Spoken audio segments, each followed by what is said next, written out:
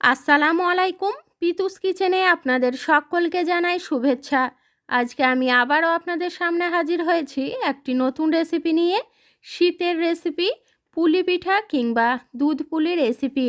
এই রেসিপিটি অনেকে অনেকভাবেই তৈরি করে থাকেন, আবার অনেকেরই অভিযোগ এই রেসিপিটিতে ঠান্ডা হয়ে যাওয়ার পর দুধ পুলিটা শক্ত হয়ে যায় আর দুধে দেওয়ার পর দুধটা কেটে যায়।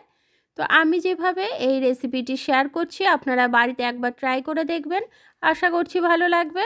এখানে দুধ কেটে যাওয়ার ভয় নেই আর পরের দিনও একদম সফট থাকবে পিঠেগুলো। এই রেসিপির জন্য সবার প্রথমে গ্যাসে একটা কড়াই বসিয়ে দিয়েছি।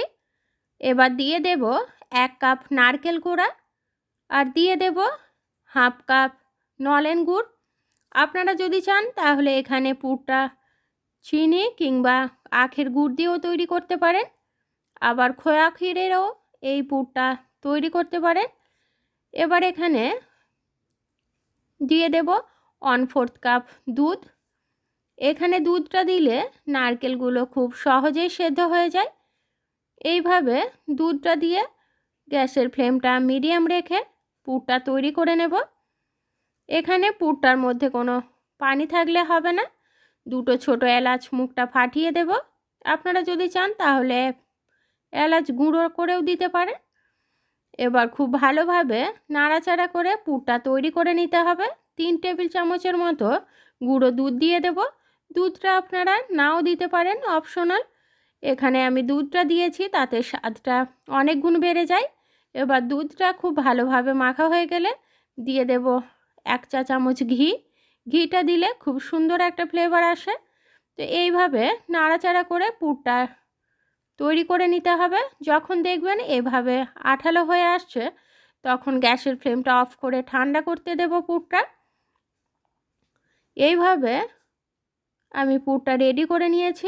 এবার পিঠের জন্য খামিরটা তৈরি করে নেব। তার জন্য দিয়ে দেব 2 কাপ পানি, স্বাদ মতো নুন দিয়ে দেব।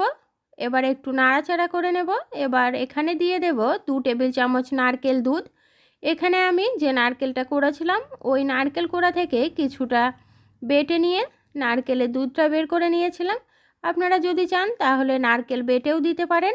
এইভাবে নারকেলের দুধটা দিলে পিঠেগুলো খুব নরম থাকে। এবার দিয়ে দেব যে কাপে আমি পানিটা নিয়েছিলাম ওই কাপেরই 2 কাপ চালের গুঁড়ো। এখানে বাজারে কিনতে পাওয়া যায় সেই চালের গুঁড়োটা নিয়েছি। আপনারা বাড়িতেও এই চালের গুঁড়োটা তৈরি করতে পারেন। এবার এইভাবে খুব ভালোভাবে নাড়াচাড়া করে নিতে হবে। এইভাবে নাড়াচাড়া করে খামিরটা তৈরি করে নেব। এখানে গ্যাসের ফ্লেমটা মিডিয়াম টু হাই আছে। এবার গ্যাসের ফ্লেমটা একদম লো রেখে 2 থেকে 3 মিনিটের মতো ঢাকা দিয়ে রেখে দিতে হবে। এইভাবে ঢাকা দিয়ে রাখলে খুব সুন্দরভাবে পিঠেগুলো তৈরি হয় আর ভেঙে যায় না। এবার 2-3 মিনিট ঢাকা দিয়ে রেখে দিয়ে গ্যাসের ফ্লেমটা অফ করে দিয়েছি। 5 মিনিট পর আমি এইভাবে একটা প্লেটের মধ্যে ঢেলে নেব। এবার খুব ভালোভাবে হাত দিয়ে ডোটা তৈরি করে নিতে হবে। যেহেতু গরম আছে তাই সামান্য পানির হাত দিয়ে এভাবে খুব ভালোভাবে মালিশ করে নেব। এখানে যত ভালোভাবে ডোটা মালিশ করা হবে ততটাই সফট হবে পিঠেগুলো। তো এইভাবে আমি 10 থেকে 12 মিনিটের মতো মালিশ দিয়ে ডোটা তৈরি করে নেব। এখানে যত ভালোভাবে মালিশ দেওয়া হবে পিঠেগুলো ততটাই নরম হবে। তো এইভাবে 10 থেকে 15 মিনিট ভালোভাবে মালিশ করা হয়ে গেলে একটা ভিজে টাওয়াল দিয়ে এভাবে ঢাকা দিয়ে 5 থেকে 10 মিনিটের মতো রেস্টে রেখে দেব। এবার একটা গ্যাসে কড়াই বসিয়ে দিয়ে দেব 1 কাপ নলেন গুড়, সামান্য পানি অ্যাড করে দেব। এবার গুড়টাকে রেডি করে নেব। আপনারা যদি চান তাহলে ডাইরেক্ট গুড়টা দুধের মধ্যেও দেওয়া যায়। তো এইভাবে নাড়াচাড়া করে গুড়টা মেল্ট হওয়া পর্যন্ত একটু নাড়াচাড়া করে নেব। খুব বেশি জাল দেব না, তাহলে 1 তার কিংবা 2 তার হয়ে যাবে। এভাবে গুড়টা মেল্ট হয়ে গেলে গ্যাসের ফ্লেমটা অফ করে দেব। এবার একটা কড়াইয়ে নিয়ে নেব 1.5 লিটার দুধ। এখানে ফুল ফ্যাট দুধটা নিয়েছি। আপনারা এখানে যে কোনো দুধই নিতে পারেন। এইভাবে নাড়াচাড়া করে 15 থেকে 20 মিনিটের মতো দুধটা জাল করে নিতে হবে। দুধটা ওইদিকে জাল করে নেব, এদিকে আমি 10 মিনিট পর ফিরে এসে এভাবে আরও একটু হাত দিয়ে মালিশ করে নেব ডোটা। এবার ভিজে কাপড়টা এভাবে ঢাকা দিয়ে দেব, নইলে শক্ত হয়ে যাবে। তো এইভাবে অল্প অল্প করে ডোটা থেকে নিয়ে নেব। এবার এইভাবে হাত দিয়ে তৈরি করে নেব পিঠেগুলো। দেখুন এভাবে মাঝখানটা একটু জায়গা বানিয়ে নেব। এবার পুরটা ভরে দেব এর মধ্যে। পুরটা কম বেশি নিজেদের পছন্দ মতো বাড়িয়ে কমিয়ে নিতে পারেন। এবার দুই দিক থেকে এভাবে ফোল্ড করে নিতে হবে। আমি এখানে একটা ডিজাইন করে দেখাচ্ছি, আপনারা যদি চান তাহলে এভাবে ডিজাইনও করতে পারেন। আমি এখানে কোনো রকম ডিজাইন করব না, আপনাদের সুবিধার জন্য একটা করে দেখিয়ে দিচ্ছি। এইভাবে আপনারা পিঠেগুলো বানিয়ে নিতে পারেন। এইভাবে পিঠেগুলো বানিয়ে নিলে দেখতে সুন্দর লাগে। আমার কিন্তু পুলি পিঠে কিংবা দুধ পুলি নর্মালও দেখতে ভালো লাগে, তাই আমি কোনো রকম ডিজাইন করব না, আপনাদের সুবিধার্থে একটা ডিজাইন করে দেখিয়ে দিলাম। এবার একইভাবে আমি সমস্ত পিঠেগুলোই তৈরি করে নেব। দেখুন এখানে আমি সমস্ত পিঠেগুলোই বানিয়ে নিয়েছি। 20 মিনিট পর আমি ফিরে এলাম। দেখুন এদিকে দুধটা অনেকটাই ঘন হয়ে এসছে। তো এইভাবে 20 মিনিট জাল করে নিয়ে গ্যাসের ফ্লেমটা আমি 5 মিনিটের মতো অফ করে রেখেছিলাম। দেখুন এবার হাত দিয়ে চেক করে নেব। যখন দেখবেন আঙুলটা দিয়ে আঙুলটা রাখা যাচ্ছে, সেই পর্যায়ে গুড়টা দিয়ে দিতে হবে। এইভাবে দুধটা একটু ঠান্ডা করে দেওয়ার পর গুড়টা অ্যাড করলে দুধটা কেটে যাওয়ার ভয় থাকে না। ডাইরেক্ট যদি গুড়টা দেওয়া হয় তাহলে দুধটা কেটে যাওয়ার ভয় থাকে। তো এইভাবে খুব ভালোভাবে নাড়াচাড়া করে মিশিয়ে নেব গুড়টা। এখানে গ্যাসের ফ্লেমটা অফ আছে।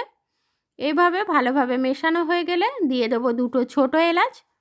এখানে গ্যাসের ফ্লেমটা অন করে দিয়েছি।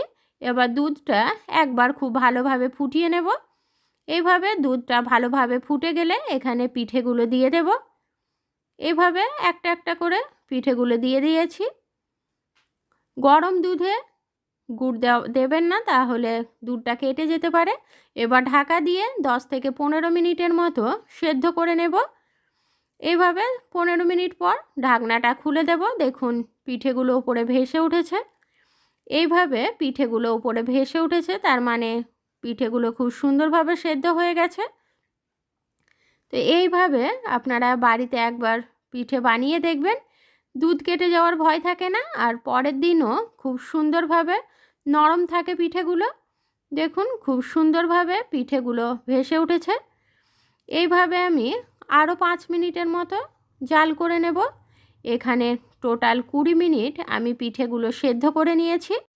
এখানে যদি দুধটা আপনাদের পাতলা মনে হয় তাহলে অল্প দুধের মধ্যে 1 চামচের মতো চালের গুঁড়ি দিয়ে এখানে মিশিয়ে নেবেন।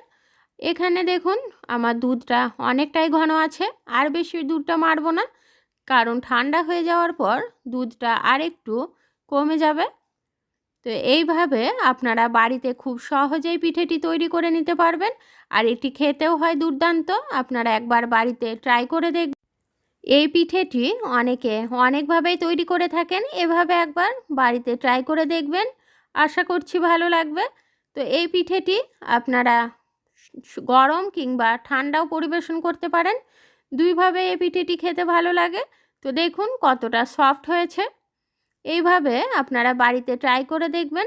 আমার এই রেসিপিটি যদি আপনাদের ভালো লেগে থাকে তাহলে প্লিজ চ্যানেলটি সাবস্ক্রাইব করে দেবেন, আর পাশে থাকা বেল আইকনটি প্রেস করে অল করে রাখবেন আমার দেওয়া রেসিপির নোটিফিকেশন সবার আগে পাওয়ার জন্য। লাইক কমেন্ট শেয়ার করতে ভুলবেন না। যারা সঙ্গে আছেন তাদেরকে জানাই অসংখ্য ধন্যবাদ। ভালো থাকবেন সবাই। আল্লাহ হাফেজ।